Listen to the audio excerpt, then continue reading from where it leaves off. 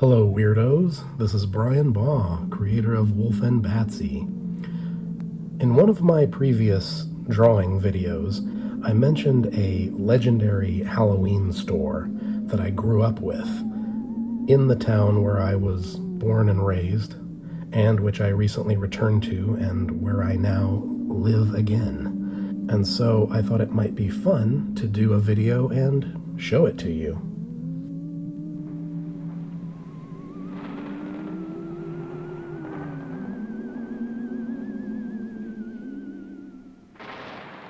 And there it is. That's what it looks like. Foy's Halloween Store. It's been there my whole life. In fact, it was opened in 1929, so it was there my parents' whole life. Here's a picture of what it looked like in the 1950s. But yeah, it's been there since 1929. Think about that. I like this photo. I'm not sure what year it was taken, but this looks like the way I remember Foy's looking when I was a kid, with less decorations out front. Okay, this picture is right across the street. The children's costume store and the store where they have all the weird props and bloody, gory, severed body parts and animatronic monsters. There's a sign out front that says no pictures inside, otherwise I would have taken some. But back to the main store. This is where it counts. Yeah, this is the original store from 1929. Some of these pictures are very low res, I apologize. Some of them were taken by friends of mine. Some of them I pulled offline. I think some of them my mom sent me when I was living in California. But you can get an idea what it looks like outside. Okay, I thought it'd be fun to throw in some of these photos. These are photos of me and some of my childhood friends enjoying Halloween, wearing masks that we bought at Foy's with our allowance. That blue one was called Fang Face, one of my all-time favorites. And this one is called Prickle Puss. That's a picture of me and my mom and my little sister. I'm the one on the right. These masks were made by a company called Topstone, which specialized in cheap, affordable versions of the more elaborate, expensive adult Halloween masks that us kids could never afford. But, you know, Topstone made these cheap versions. They're still cool. And oh yeah, here's a picture that brings back memories.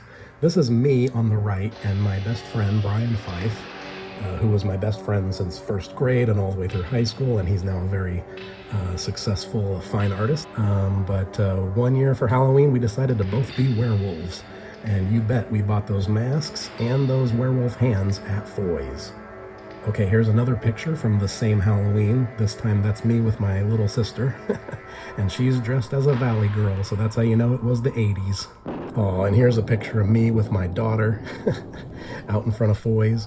Here's me with my little girl and my wife on a visit to Foy's recently. And oh yeah, I shot a little bit of video footage for you while I was there.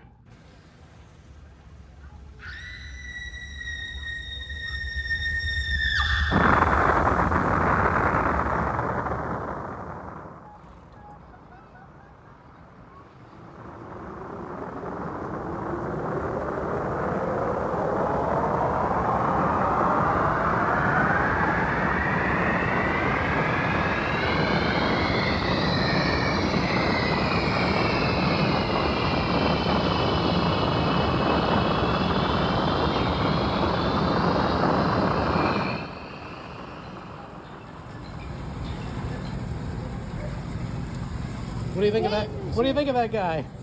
Good. Is he good? Good? Thumbs up?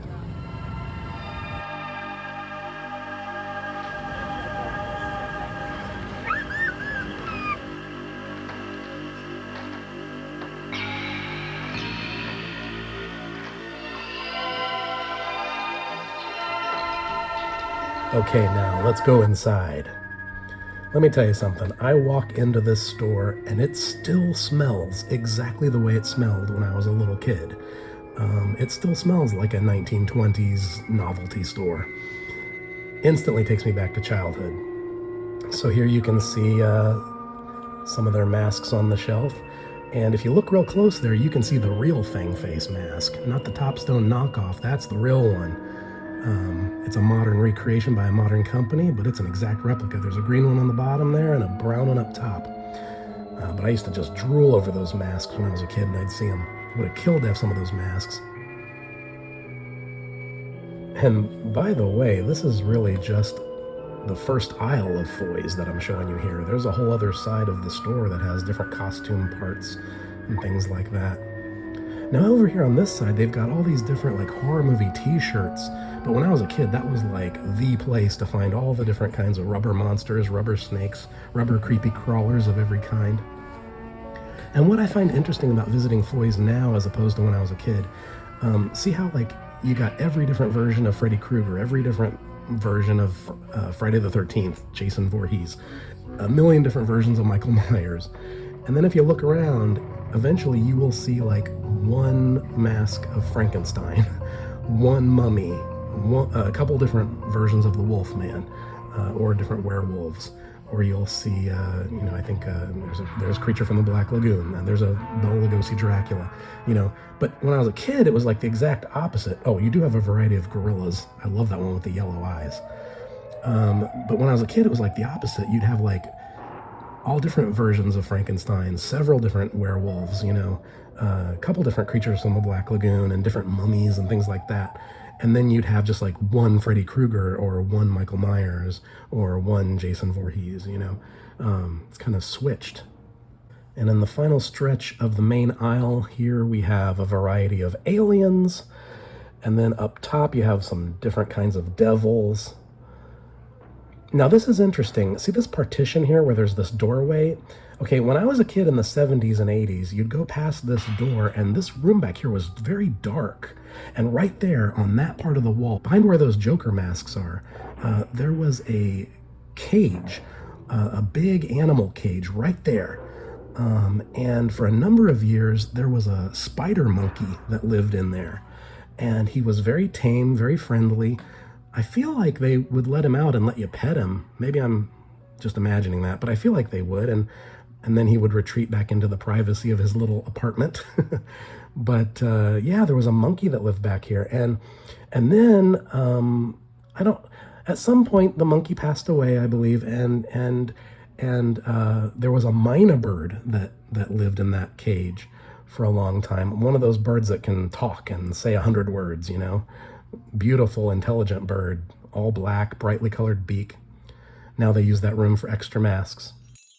And you see this thing?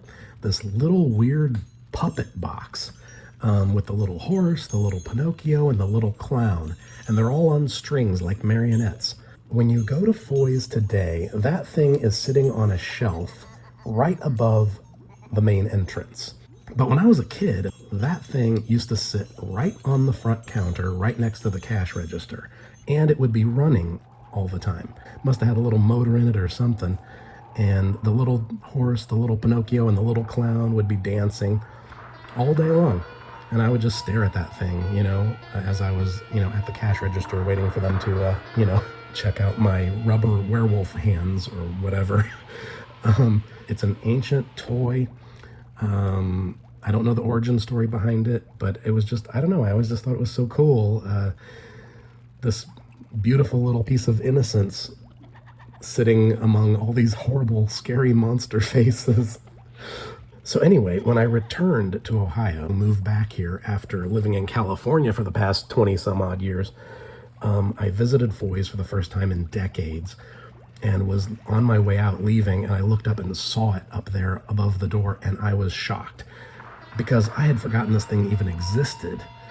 And I was just sort of charmed to see that it was still there after all these years.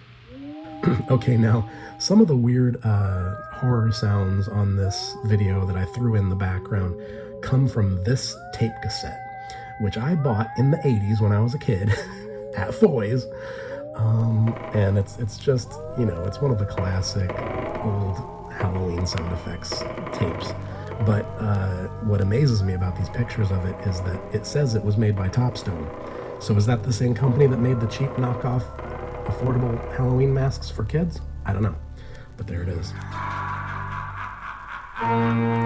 Okay, so here's just some other video that I shot around my hometown, kind of in the downtown area. And yeah, While walking around looking at these decorations, I turned to my wife and I said, "Now do you understand why I'm like this?" Because my hometown has been this Halloween crazy my whole life, like since I was a kid.